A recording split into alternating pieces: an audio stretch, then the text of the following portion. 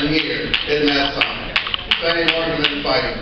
So coming to the stage, our next comedian. All right, Carolyn Hamilton, you guys. I'm going to start the process right now. Stop calling her bubbles. This is Carolyn Hamilton.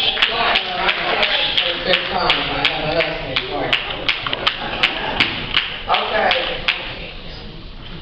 We're going to speed it up because I really, really want this part of the show is very instrumental. As you've seen on the video, we cross state lines to work with people. When I started off, I wanted to work with my hood, with my homies, but the Lord said that you have to go out. You have to go out. So I'm never going to forget about home.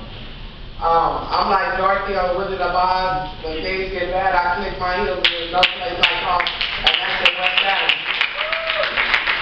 But we have people that claim our hood that are in other states. Yeah.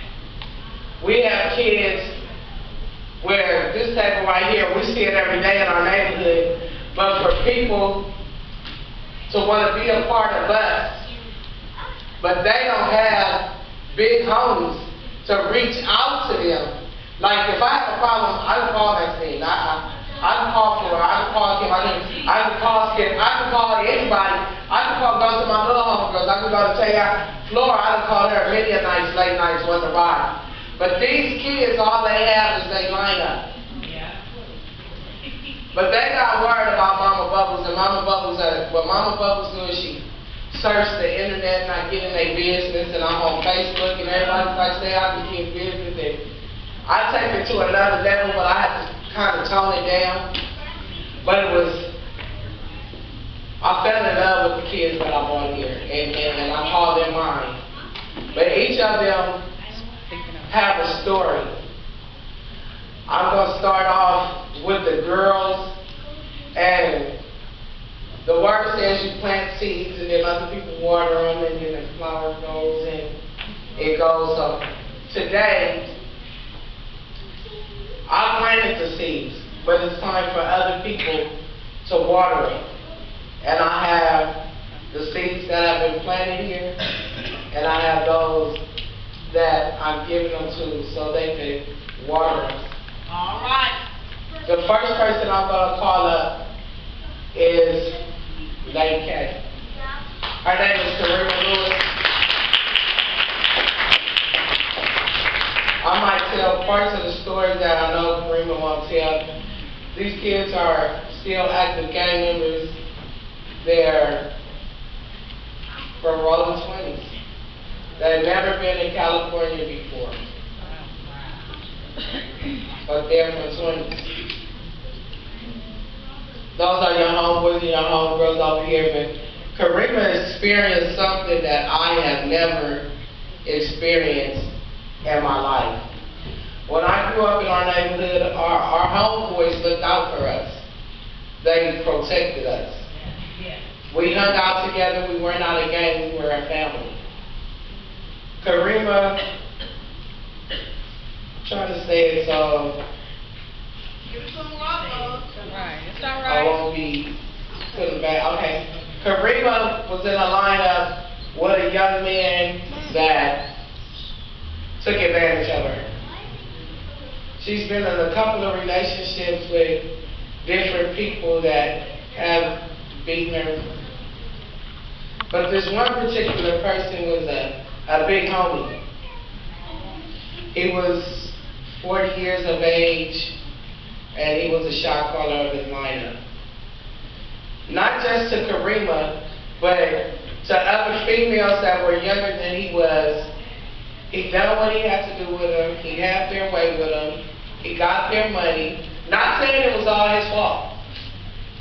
But when you're young and you don't really know what love is and you haven't experienced it, whatever your story may be, you just want to be loved. So he acted like he loved them. She was beat, manipulated, she was used, so on and so on. And if you could get the vivid picture, she called me one night and told me that she had been strangled And at the time, I was doing a domestic violence class, and we had just talked about strangulation. And they was talking about if you cough, and make a long story short, I went back home and I called Karima, and she was coughing and telling me the story, and I'm like, well, why are you coughing? You have a cold or something? And she said no. And I thought about it that quick when she told me what the guy had done to her. And I'm like, get to the emergency room and go to the emergency room right now. Well, Karima missed it. And she made it to the emergency room. And there was definitely something wrong with her. So on that note, I'm going to let Karima tell you a little bit about herself. And then, Kelly Dillon, if you don't mind, would you come up, stand with her, and when she gets through, could you speak?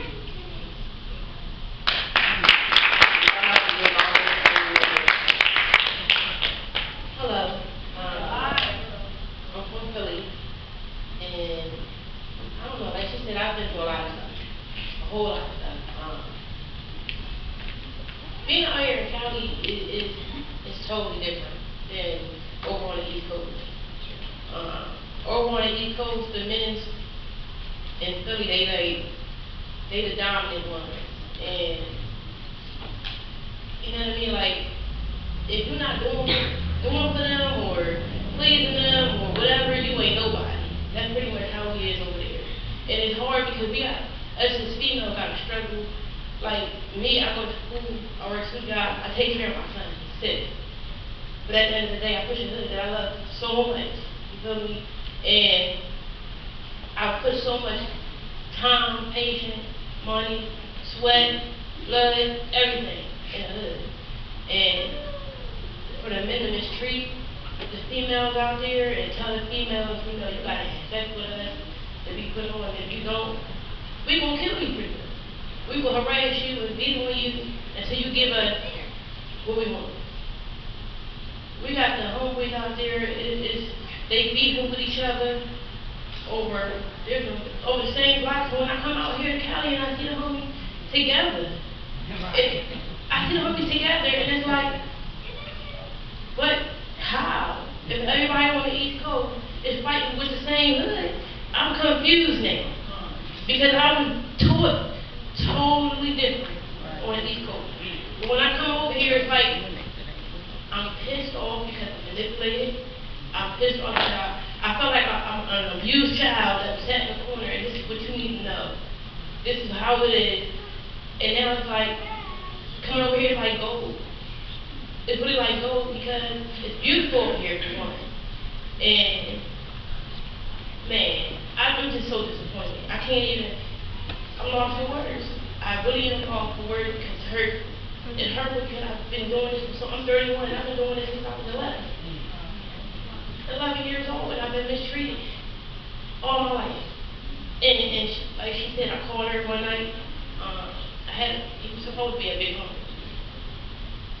He was living off of me. And that's, you know, I had enough. So you gotta go. You gotta leave. He felt some kind of way, beat the hell out of me. Drug me off the glass, the breeze, choked me up, punched me all in my face. And the homeboy that I thought, and the homegirl that I thought had love for me, I'm calling them trying to get help. He telling them, y'all better not answer the phone. I'm gonna dub y'all out, y'all all gonna be born to kill all y'all. I sat in my room and I cried for about an hour, and I cried. And I said, you know what? I'm gonna call Bubba. I had to call somebody. And I kept calling, and I kept calling, and I kept calling.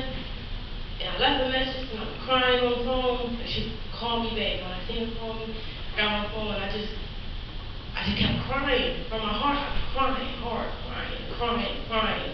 And she like, calm down. She talked to me. She like, what's going on with you?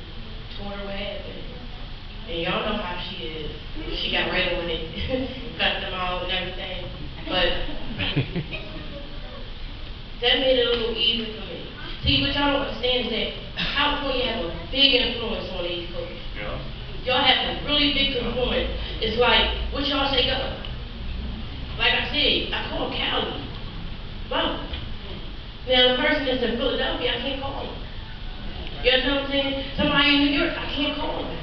But if I call California, where all the big homies is at, that's where we see y'all at. We worship y'all like y'all guys. Stuff will turn. Stuff changes.